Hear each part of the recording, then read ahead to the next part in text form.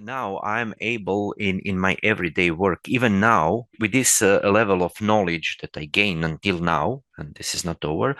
I'm able to jump into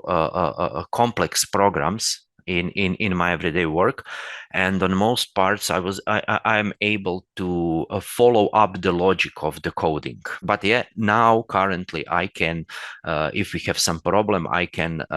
at least identify, find where are the bodies where I need to stop the program, and from where I and what I need to follow. So, for example, which variables are important for me, why the error is happening, how it is dependent on the variable, on the input, the output, those kind of things. So it is quite closer now to a kind of business analysis than just simply being a functional and then just pulling up the developer in case I get